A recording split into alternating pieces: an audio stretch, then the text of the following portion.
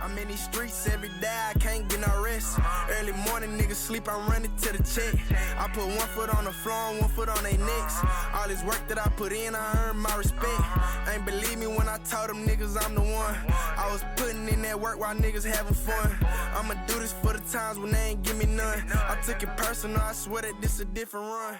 Turn around, so kid alive. Good afternoon, Pretty and Pride listeners. This is your host, Kiki. And I'm your host, Ken. And welcome back to the podcast where we talk all things pop culture. Well, not all things. Just the things we care about. Yeah, and with very little research. Often none. Often none. Often none. Awesome. Well, we are happy to be back in the stew, dropping beats. This beautiful afternoon.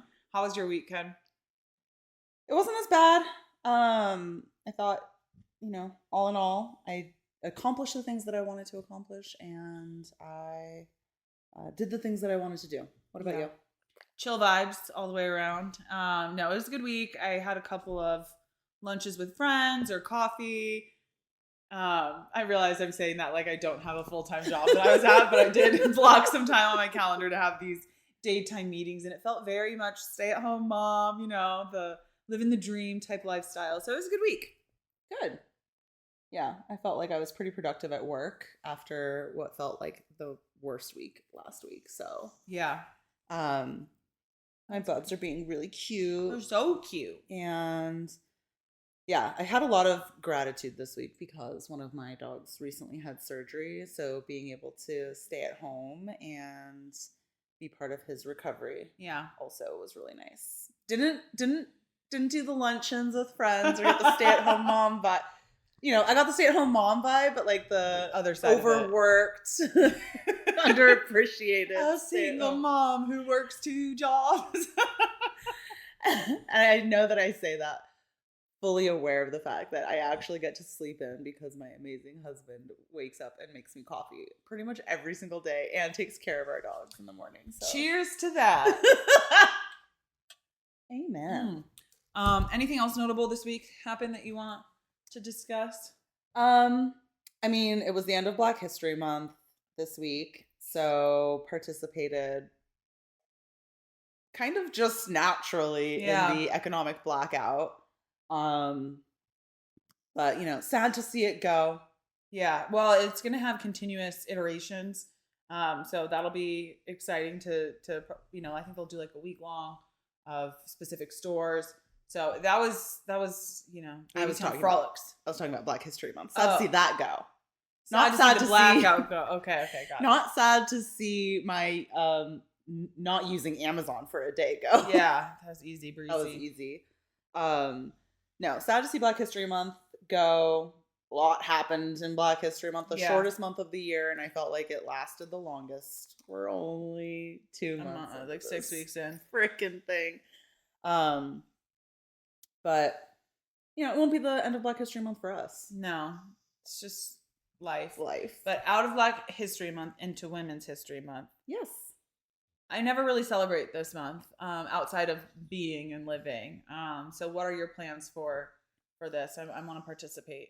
It almost feels like this active protest. Like, to your point, I don't think that I've paid much attention to Women's History Month as much as I have given care and consideration to Black History Month. Yeah. But considering the administration's actions over the past 6 weeks, it feels like I'm extra celebrating Women's History Month because damn these people. Like, I am making it loud and proud. So pretty much like in professional speak, I'm just, rah, let's go. Women are the contributors to society. And are. Yep.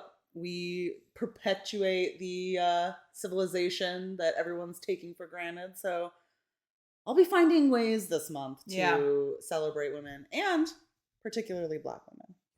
Same. I love it. Yeah. We are recording on Saturday, and the Oscars are tomorrow. Like the last award show that we talked about. I have no notes. I have nothing that I'm looking forward to. No care. I don't watch award shows, but worth noting that they're happening and some people will care about them. Yeah. I am interested to see. I just like the information, you know. I'm not going to watch them, but I will wake up in the middle of the night and Google who won just to like just to stay abreast of what's happening. I can't wait to see the TikTok dissertations that talk about it.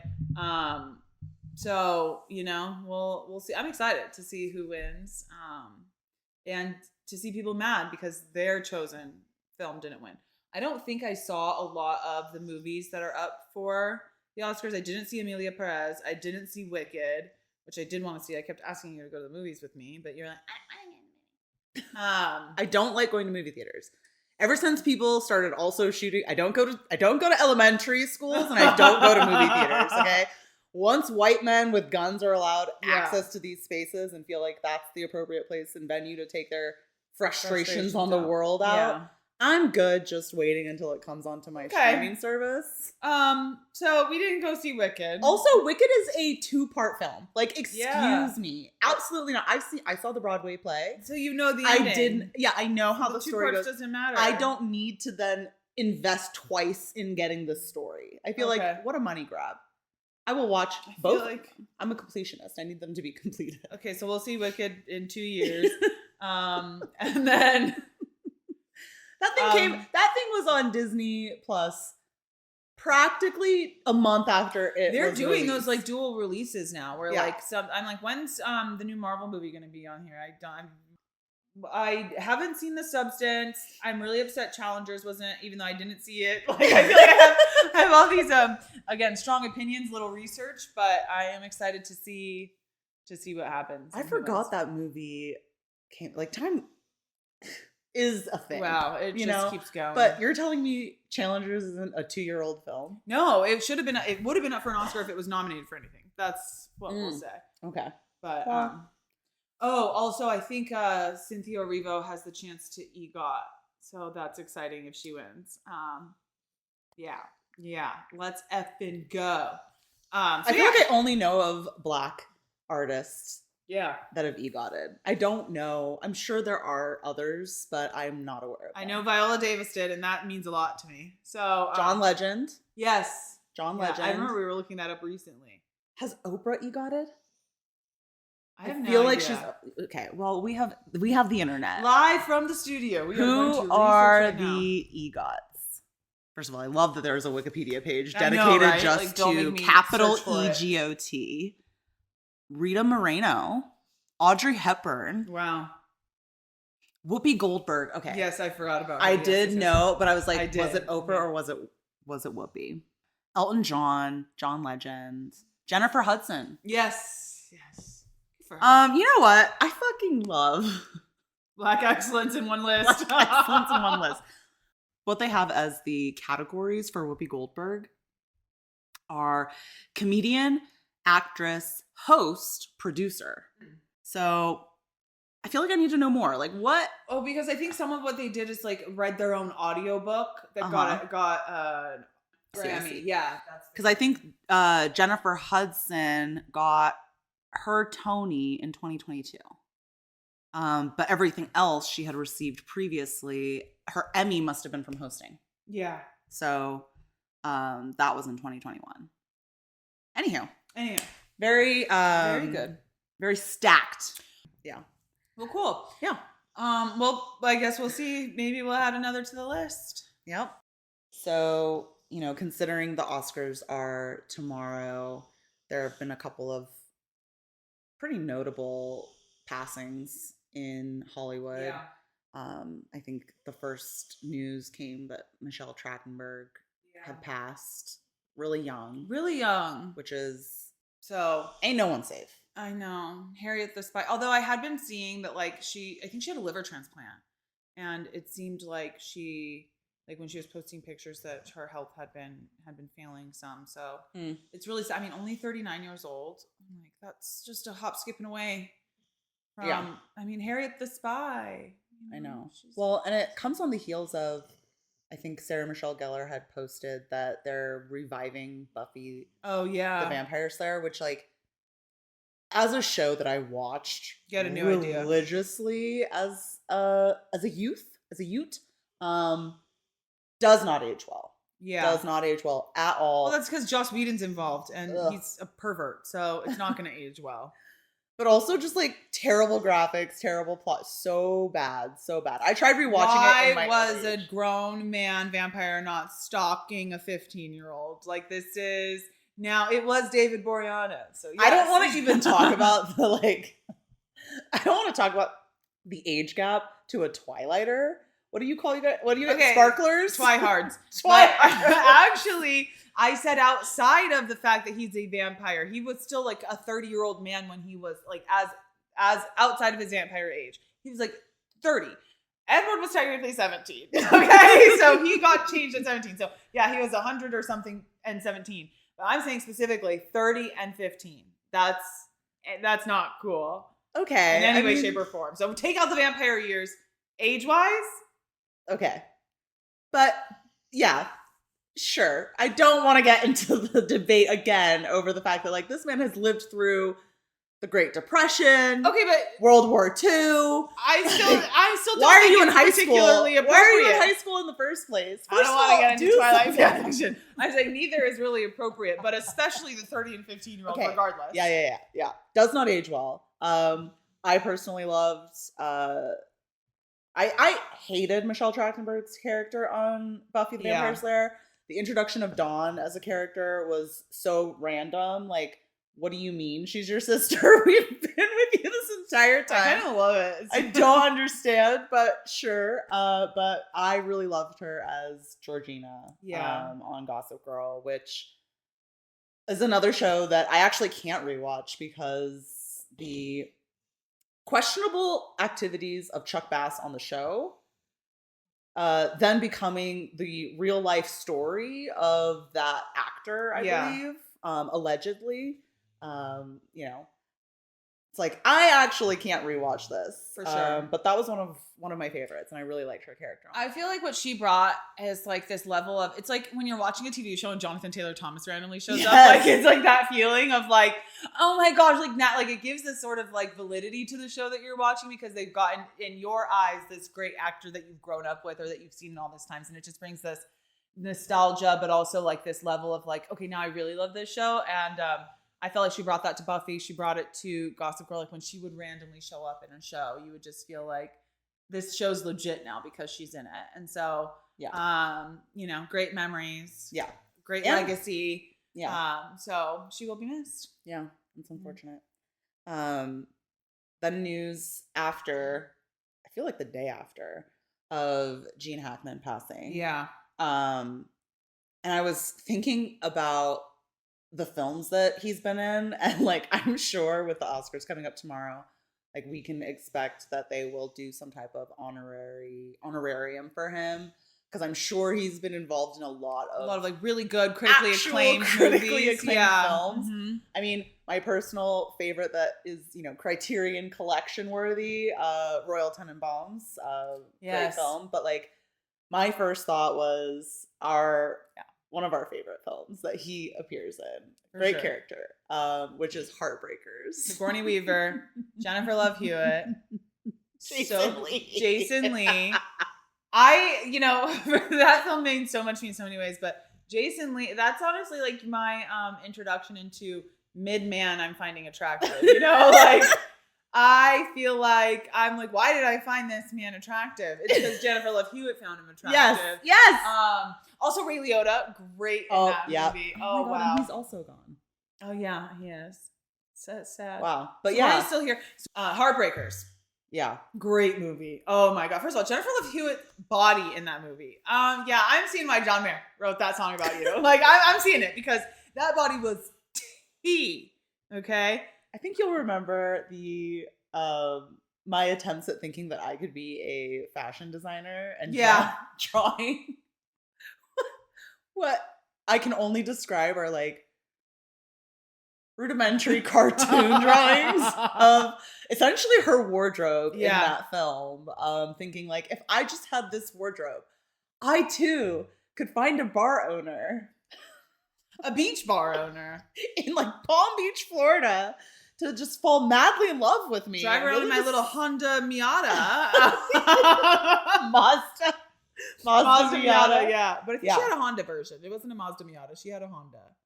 But anyways, a really cute little mini convertible. I can't wait to grow up and become a con artist. Because they were living the life. And Gene Hackman's character in that movie was very comical. Yes. Played really well with Sigourney's character. As a matter of fact, I need to rewatch that movie. I love that movie so. We used to watch that religiously growing up. And what don't we watch? But yes.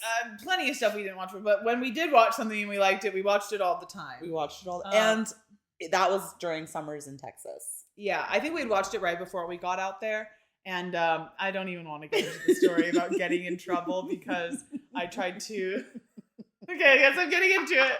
You need to. Okay, so in the movie, Jennifer Love Hewitt's character is a smoker, and she goes up to one of those cigarette vending machines, and she hits it in a way, and then like pulls it out, and the cigarettes come out automatically. That's when Jason Lee's character sees her, if I'm recalling correctly, and falls in love at first sight, watching her steal cigarettes. Wow. So something like that in real life is sticker machines, where you put the quarters and you get the stickers out.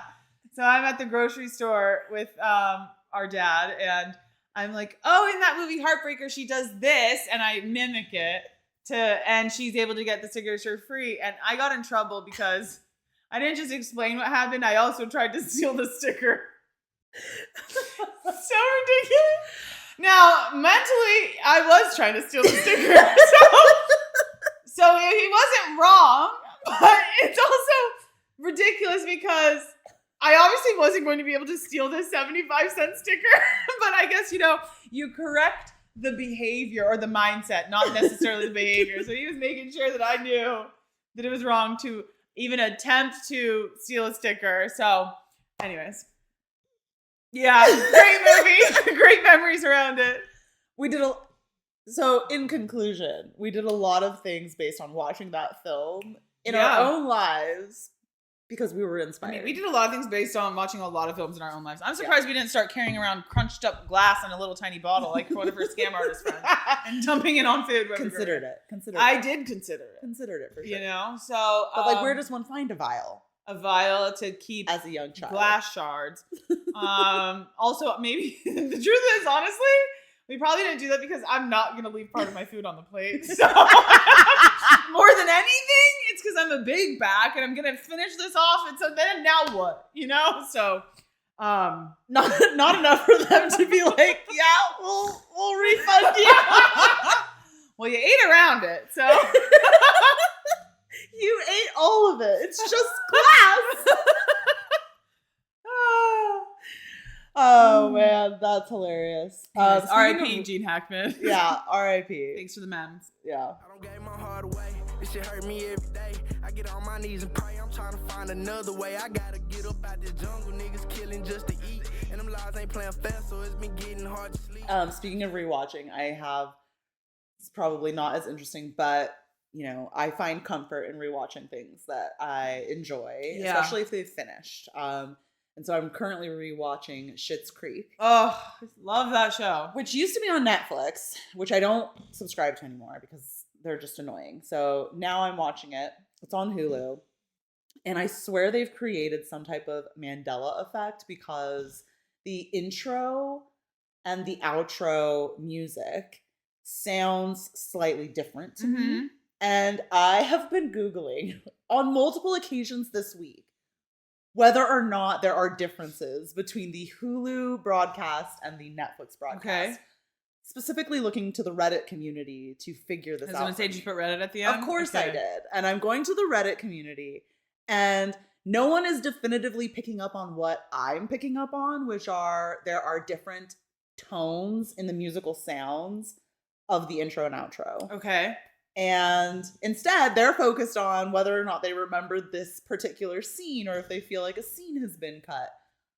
No one is answering my question. I can watch it and tell you in 5 seconds, probably. Also, I do. Why didn't I tell you? Please tell me if this is different. Yeah, I could tell you immediately. So then, this is what's even crazier what happened. So it has 6 seasons. I've watched I'm in season 5 right now. Okay. Seasons 1 through 4, definitely different to me. By the time I get to season 5, I'm like, wait, maybe it's back to normal. It doesn't help also that the volume's messed up. So that is something that the Reddit community is unanimous on, which is if you watch it, it's like the starting horn is really loud and then it normalizes out for the episode. And then when the episode ends, it's really loud. So people who are like me watching it before they go to bed are really disturbed by the fact that would piss me off. The episode ends and all of a sudden it's like really loud. Okay, well now I'm interested. I'm going to check TikTok. I need you to find out.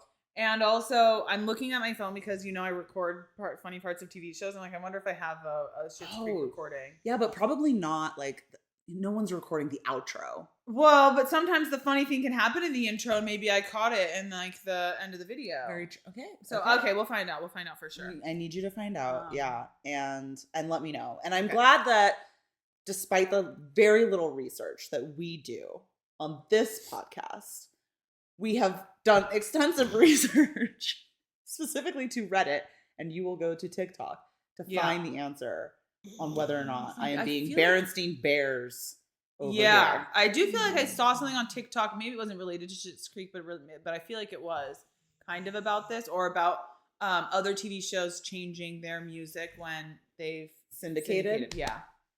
That's what I was wondering. I was like, I wonder if they Canadian lost the rights. broadcast. We're not paying this artist anymore. Yeah. And they were like, all right, do it up, but add a little funky little beat here. And, now it's just slightly different enough. But I might be confused because Love is Blind, which I'm not watching, but I'm just seeing the clips and following the story on TikTok. They were talking about how the music budget this season is insane. They have some of the best songs. They have Casey and JoJo in there, and they're like, not the best music for the worst season. So that's, I might be confused about. I can't watch that show anymore. I never watched it. We already know it's not blind. It's not blind. It was blind for the first season. In fact, it's got 20/20 vision, baby, and it thinks you're ugly. Okay. It's just no. As you know, this is what I do. I don't watch certain TV shows, but I keep up with all pop culture. So while I've never seen a single episode on my own, I have watched almost every episode in 3-minute increment clips on TikTok. So I know, maybe since season 5. So I know pretty much everything that's going on, every opinion piece about it. And that's how I keep up with all TV out there. I've never seen an episode of Vanderpump Rules. I know every single thing that's happened on that show without actually watching a single episode. I probably actually invested more time in seeing the same 3-minute clip over and over again than if I just watched the show myself and was able to garner my own opinion. But it's too late for that. Same with Love Island. Didn't watch it at all last season, but I watched it actually, I didn't watch it on TV last season. I watched it in clips on TikTok, and then it got so interesting in the clips that I started joining people's lives when they were streaming the show. Like, yeah, I do want to see what's happening. So that's Love Island US or Love Island UK? This was Love Island US, and it was a huge season last year. Very, very endearing black couple won. Serena and Cordell, and Cordell is Odell Beckham Jr.'s brother. And so cute couple. And so there's these 3 main girls. They call them PPG, the Powerpuff Girls. So Janae, Serena, and Leah, and they are so cute. And it was that. This is again another really big aside. But when Serena and Cordell won, I thought the United States gets it. Kamala's going to win the election, and then it was real. I was like, I thought we were connecting the dots. Okay, I thought we got it, but no, because anyway. So how? That was a setup. How dare they? I stopped watching. I used to watch the British version, and I stopped watching after the host passed. Oh, and a couple other contestants had passed. I was I don't know what's going on over there in the UK, but apparently the press is not nice. To these 20-year-olds that are just out here trying to make it famous. Their exploits, but never watched that version. Never watched Married at First Sight in anyone, but I am following around with Married at First Sight Australia right now. That's really big. Cute couples, also a bunch of gaslighters. So yeah, this is what I mean by strong opinions, little research. Not watching it for myself, but seeing just enough clips to have an opinion on it. I feel like the last time I watched Married at First Sight, I made my spouse also participate in watching it. And it was a season where basically by the time you get to the reunion, all of them are like, we were all just playing for the cameras. Like, all of them were creating these storylines and thought that they were able to like fool the producers. Why? And it's like, What's the point of this? what is the point of this? Yeah, like, first of all, you failed. You did not succeed in fooling any of us. And so it sometimes falls into some pitfalls as well. But you know what? That was the Denver season. And as you know from us visiting that god fucking awful city, Denver's trash. I can only imagine the dating scene is just as terrible. Remember when we stayed at the Ritz-Carlton and in Denver? We're so excited, you know, it's doing Live It Up. Oh, we put you on the top floor, and we looked out at the flattest cityscape I've ever seen in my entire life. We were like looking at a garage roof. I was like, this was not the luxurious experience that I was expecting in a big city. In a big city. Not, oh my God. It's like the idea that one has, I think, like as someone who had never been to Colorado before. But the idea that I have of Colorado is that there will be Rocky Mountains galore. I will see the vast mountainscape, so different from what I see in my day-to-day. And I get there, and it is a sprawl of flat. It's like the mountains are like in another state over there. Yeah. And so added to the fact that by the time we get to what is, I guess, considered downtown Denver. Yeah. You think a downtown area is going to be like Chicago or Dallas, like super nice. And, you know, a little financially, you know, empty. I suppose it's a little like Dallas in that way where it's like people might work there, but they don't necessarily live there. Yeah. So like, okay. But I was on the search. Where are the people of color in this city? Like, you know, this is a blue state. As I learned living in Massachusetts, like blue state doesn't mean shit. But like, it's not until we get to a fucking hockey game though that we saw one black guy and said, "Where are the rest of us?" And why are we at a hockey We've been game? counting and we've seen 5 people of color since we've been here. He's like, yeah, that sounds about right. Yep. And why is it at a hockey game? Yeah. Why are we linking up at a hockey game? It's white man sport. I don't know, but So true. Anywho. That season of Married at First Sight, terrible. And they thought that they were really clever and fooling everyone. They were really boring and just ridiculous, honestly. Yeah. So that show can be very entertaining, however. And I definitely fall into the I'm trap. entertained in 3-minute clip increments. For sure. I'm on like a caffeine high in a bad way. Like, so if I'm looking like, I'm like, I don't think your spouse poisoned me with this Americano. I didn't even have that much coffee earlier today because I like am trying to whittle down my coffee intake. So I made my coffee with less beans and then I left to Costco. So I didn't even have that much coffee. I don't know why this is like, yeah, Jazzing you up? it's getting me jazzed up, but in a way where I'm like, I actually am, you know, jazzed down. Go to bed? Yeah. Not quite go to bed, but like, don't have a thought, you know? Just vibing. Just vibing. I do want to circle back on a very small aside, which is that ever since Kendrick Lamar released GNX, specifically this song Peekaboo, there's this line that I had been constantly saying, which is essentially, I guess I'll just say the line, but I'm not a chanteuse. So and by the way, anyways, so the line is, Cacio pepe if I'm eating pasta, peekaboo. Why are you acting tough on IG Live?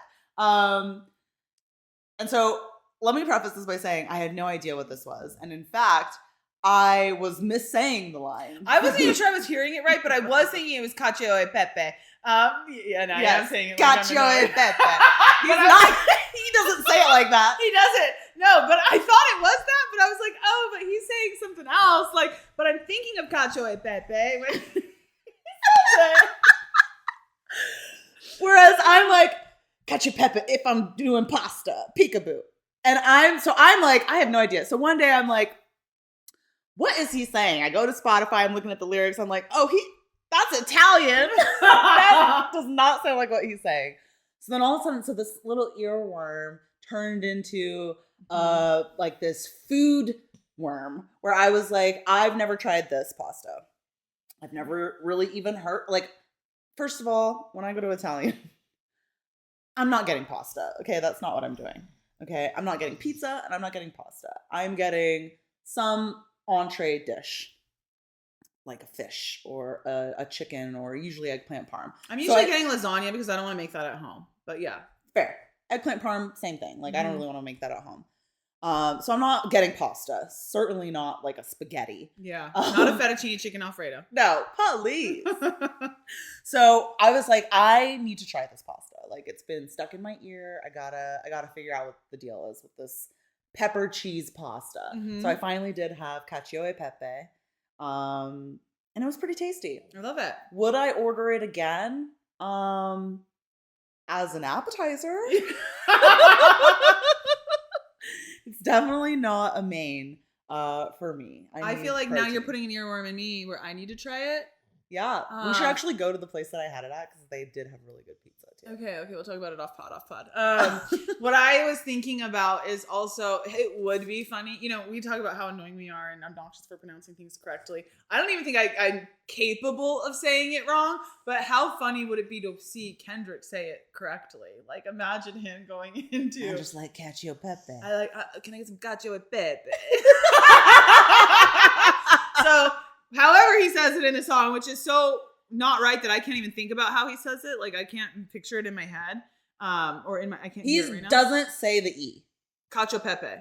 Cacio pepe. Yeah, cacio pepe if I'm doing pasta. Okay. Cacio pepe. Yeah, that makes sense to say, but I'm going to say it annoying. Like in the phonetic element of his lyric. It's it sounds great. It sounds great. Yeah. Great. But I was, pasta, I'm like, why is he...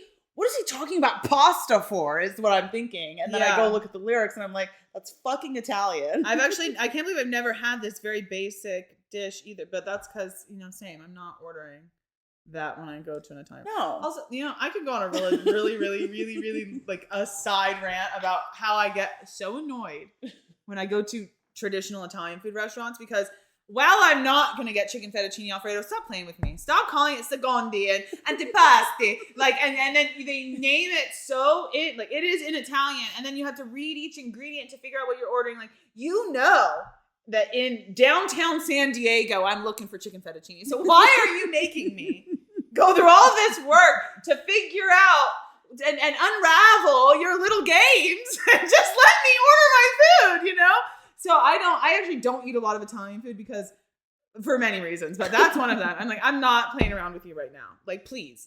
I had the exact same complaint while we were at dinner. Did you? Like, yes. Because it's like, why are you telling me the Italian name of this salami? Yeah, like, can please, you just freaking tell me that it's so pepperoni for real right now? Don't give me that this is some special pepperoni. Right. That, it's pepperoni adjacent, but yeah, it's just, I'm not going to understand that. I don't want to be Googling on my phone, what does this mean? Because I won't be. And what's so actually even funnier is that we're here talking about, I'm going to say it right, and I'm going to say it right every time. But also, don't say it right for yourself, because that's really annoying for me, your customer. But I also feel like in some ways, like, Italian does feel very much unique in the sense where it feels like a setup because you know that I'm gonna mispronounce the shit out of this dish right now. You put it in full Italian, and then it's just flatbreads. Like, what are we actually talking about? This is a flatbread pizza brick oven restaurant. You delivered my pizza to me in 5 minutes. So why did you make me go through all that hullabaloo to read all of this for you to I'm pissed. I don't know why it does feel very specific to Italian food where it's like, okay, yeah, I have to sit here and I have to order this dish called cacio e pepe. Like, how are other people saying this and why are you setting, you know that we're going to all mispronounce it. You know it. So why would you set us bastards? Up for that? But I guess it does sound like nicer and a little bit more acceptable that you're charging me $22 for essentially spaghetti with cheese and pepper. Mm-hmm. So better than saying like cheese and pepper pasta. I guess they can't win. They can't. But they did, considering, they did create a really good cuisine, considering that they're the only country that really speaks Italian. Yeah. Terrible colonizers. Terrible colonizers, but great food. Yeah. Unlike those really great colonizers. And they're really bad terrible food. Thank God the other countries rebuked them in the name of the Lord.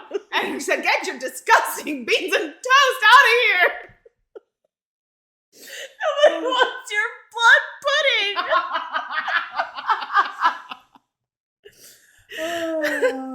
Anywho, I can't wait to listen to that song now that I know Cacio Pepe if he's doing really pasta. Picture it, for sure.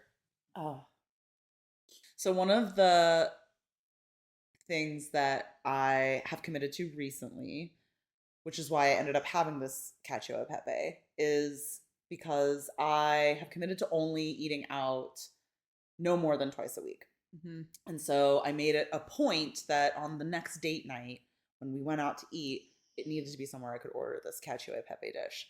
So I wanna circle back to the dietary conversation we were having. Oh, yeah. About like having this plan in place before you show up at the restaurant. You were last week you were talking about your macros and like, I know how meticulous you are about counting every ounce. Not in a crazy eating disorder type of way, but yeah, I in try a to be normal. I try to be intentional. In a normal way. Yeah, okay. How has that been going for you? It's going okay. It was a good week. I feel like I went to bed hungry so many nights this week. Like I'm like, a zombie sometimes, like walking around. But overall, after the Indian food, I don't even know what you want, smattering of Indian food. It was, in general, a good week. I did go to Burgers with my friend yesterday. I did get a McDonald's bagel the Saturday after Indian food, but I did count it in my macro. So all that's fine as long as I'm like, trying to actually plan and then going along with the plan instead of trying to plan for one piece of garlic naan and having 70 different versions of it. So, but yeah, outside of having the cacio e pepe, how did you feel about your plan?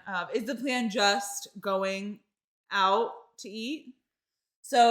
Or to limit going out to eat twice? Yeah, I think a little bit of history is helpful here because I have a primary care doctor and I meet with her once a month. And so we set up this like, what are your goals? And so when I met with her in January, I created these goals of essentially like I wanted to be more knowledgeable about the food that I was eating. So I was like, I'm going to track my meals every day.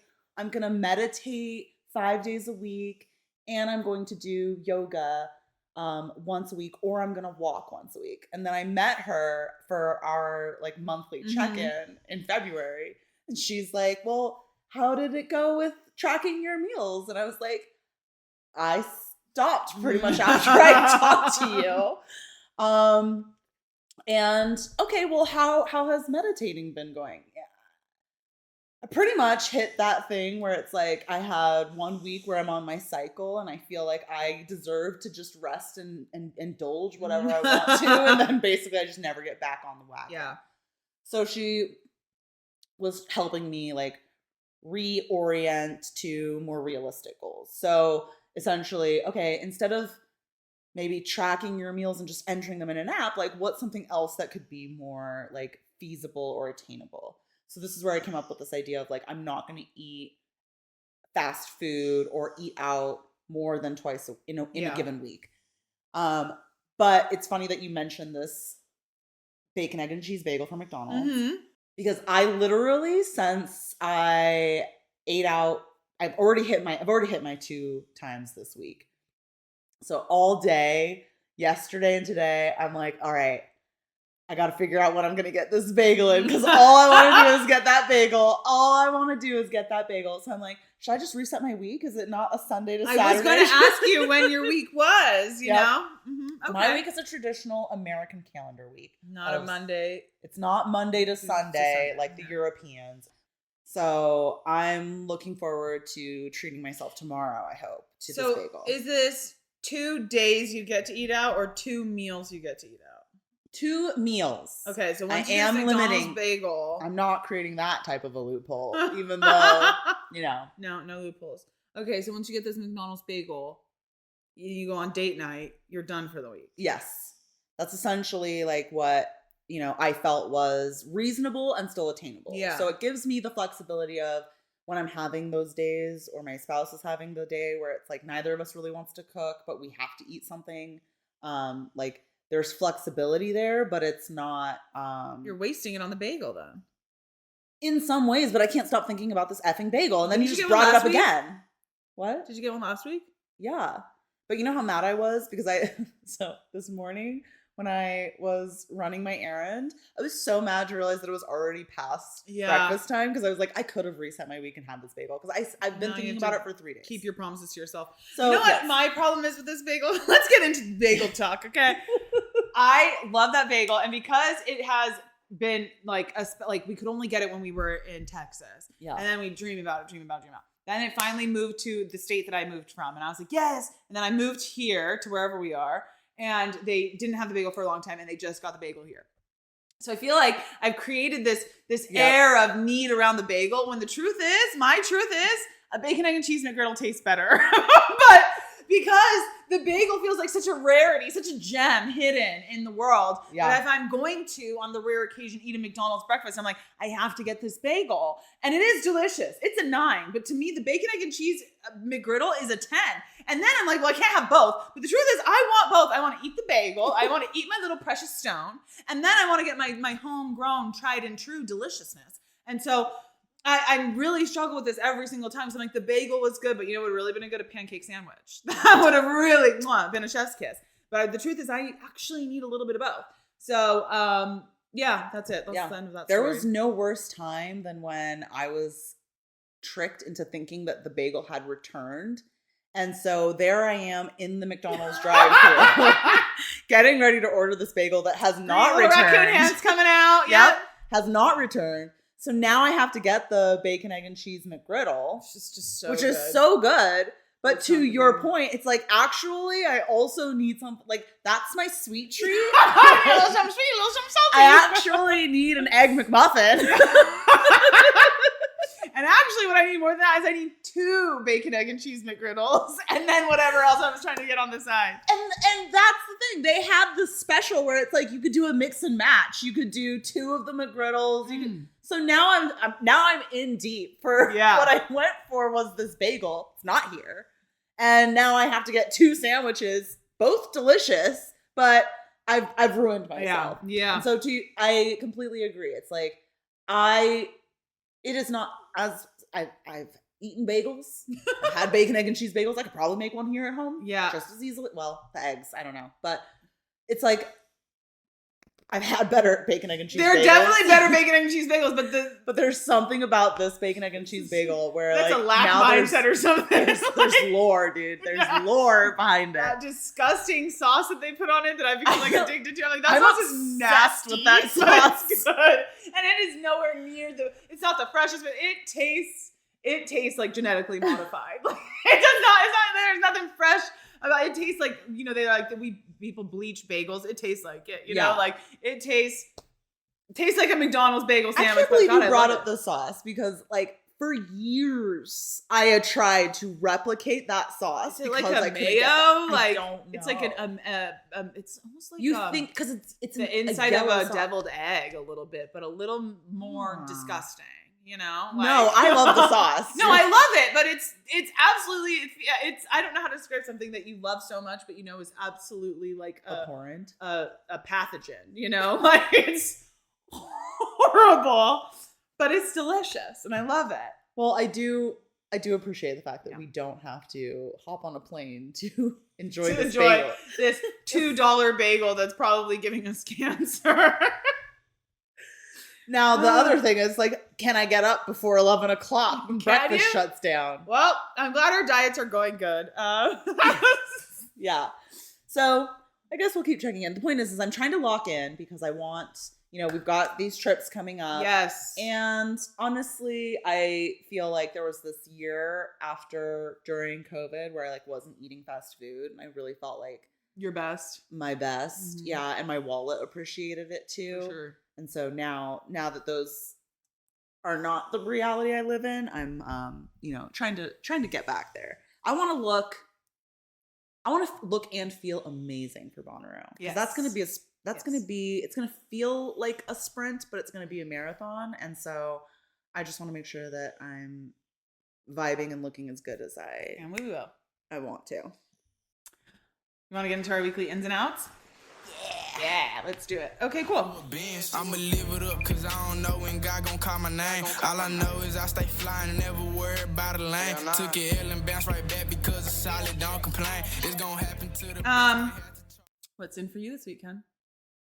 So for me this week, I have been thinking a lot about the trips that I plan in my head that I may or may not ever take.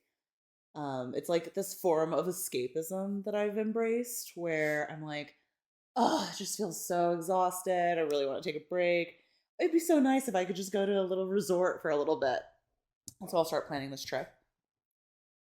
And it also got me thinking because we said we're going to Bonnaroo.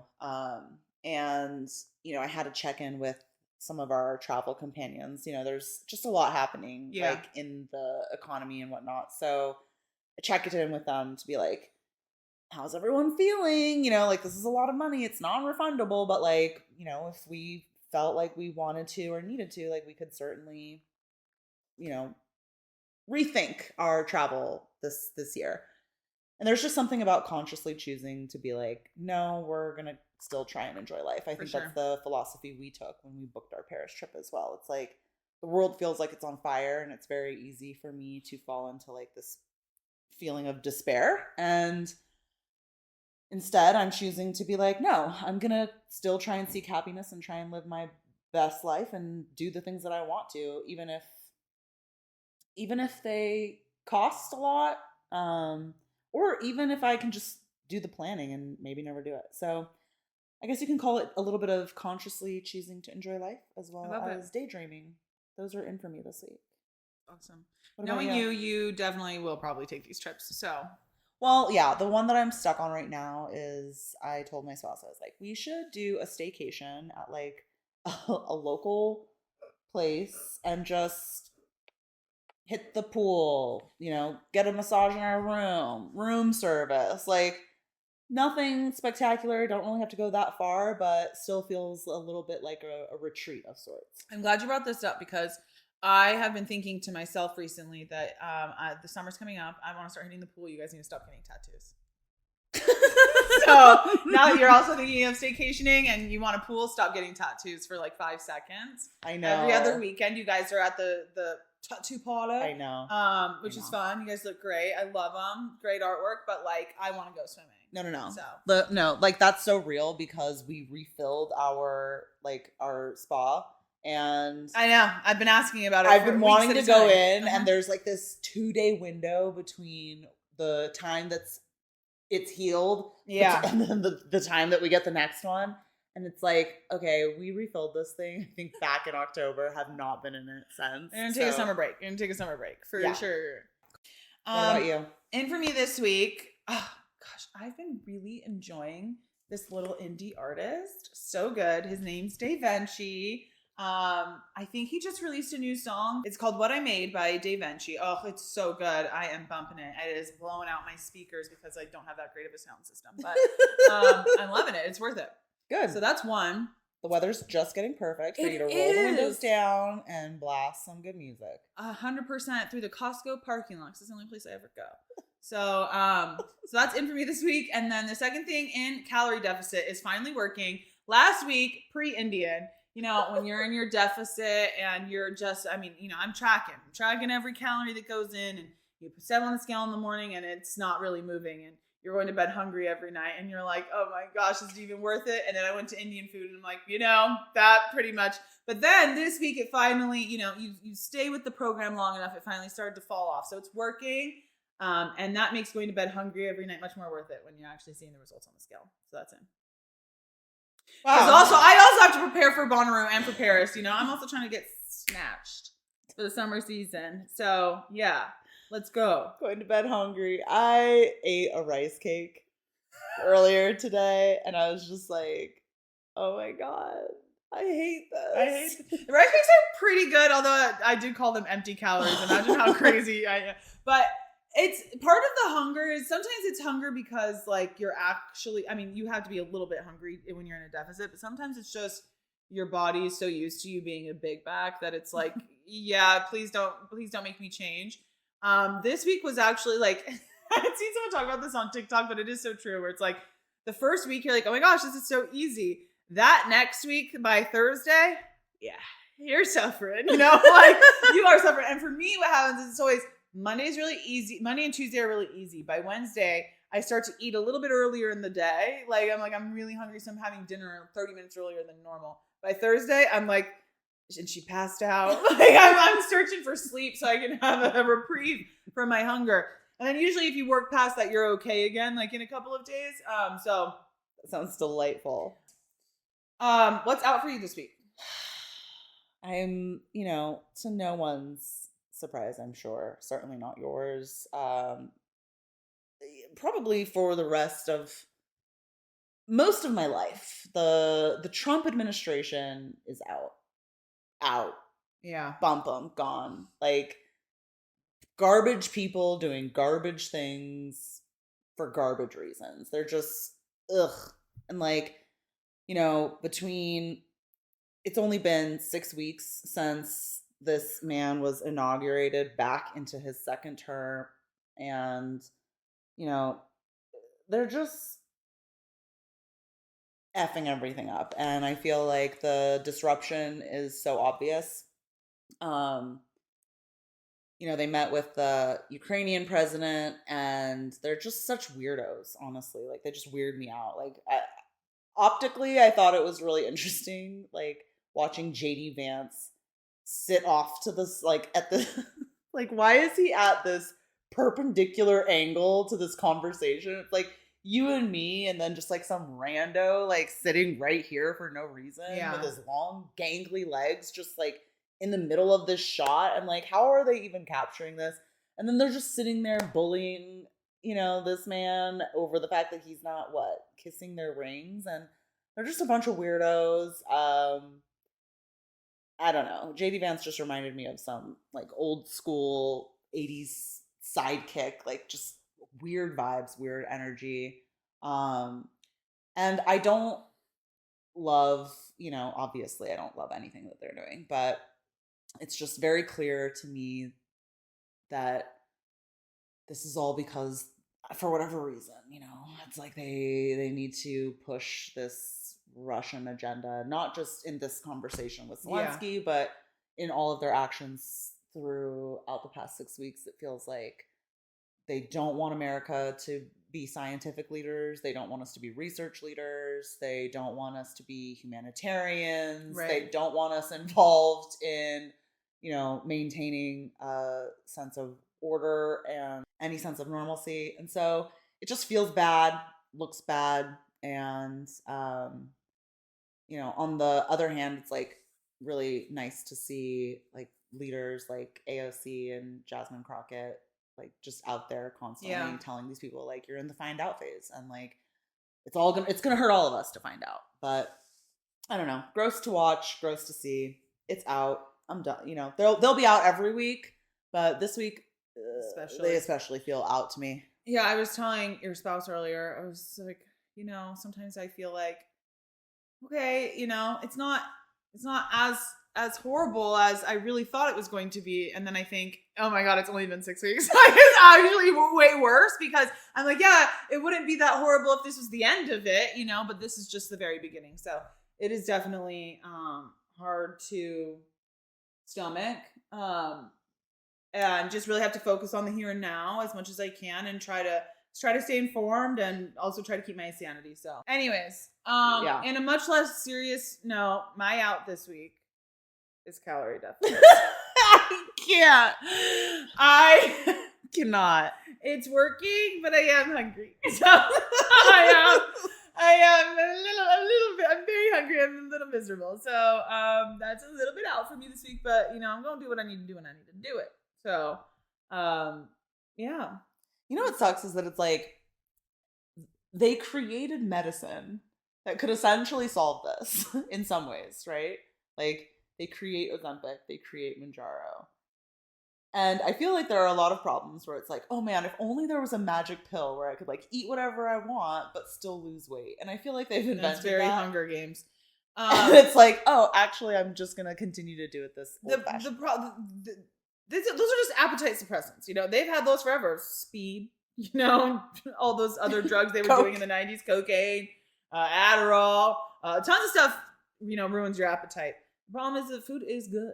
I have self-control. I can stop eating, but them bagels. That is the food is good. That is why, sometimes I look at my dogs and I'm like, I'm so jealous because they literally eat the same meal twice a day. They wake up in the morning and they eat kibble. That actually sounds like hell. It sounds like hell, but it's because they don't know. Like we don't know what they know. They don't know what shelf of kibble. Like they don't know like the difference between this kibble versus that kibble, right? Like so they don't have the. But they do know. Well, my dog does know what a McDonald's cheeseburger tastes like. So but they're not eating Indian kibble, right? Versus English kibble, right? So they're just eating kibble, and they just accept it and they just move on. Maybe they're going hungry too, but like they get up the next day and they just eat the same fucking kibble.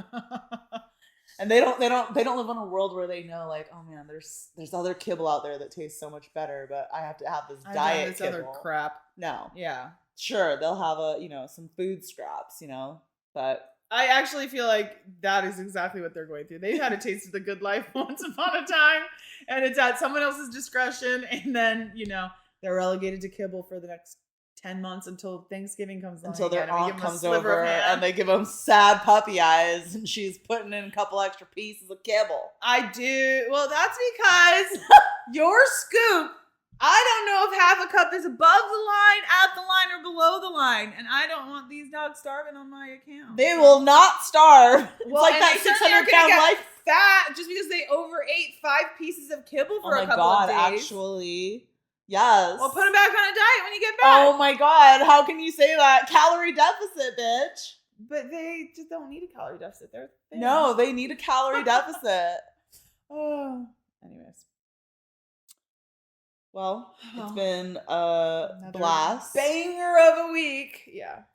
It's always fun hanging out with you, chatting with you. I can't wait to see what's in store next week. It's funny because you mentioned that we were 7 Saturdays away from Paris. I actually looked. We're 7 Saturdays today away from Paris. That's even better. We have more time than I thought. Yeah. So it effed us up. Wait, but we're not leaving on a Saturday. No. So 7 Saturdays plus 3 days? Okay, we're 6 Saturdays plus 3 days. So I was right. It's 7 Saturdays. No, because you said it like 2 Saturdays ago. No, I said it last Saturday. I have it on recording. Do you want me to go back and find it? Do you want me to find it? Well, I was thinking if we stuck to our schedule, it would be 7. Okay. Anyways, the point is whenever you said it, I thought, oh my God, we're closer. And then I went and counted and it was still 7 to me. And I was like, oh, we're actually just as We're far. counting for different reasons. See, I was counting because I'm trying to see how long I have to thin out. So I'm like 7 Saturdays. That's how long you have. We need to, lock in right now. You were counting because you're excited to go on vacation. You're like, oh my gosh, it's only 7. But now you found out that it's little. So it's still 7. Yeah. Great hanging out with you this week. Anyways, even our outros have to get tangential. Well, yeah, it's been a lot of fun. Always fun.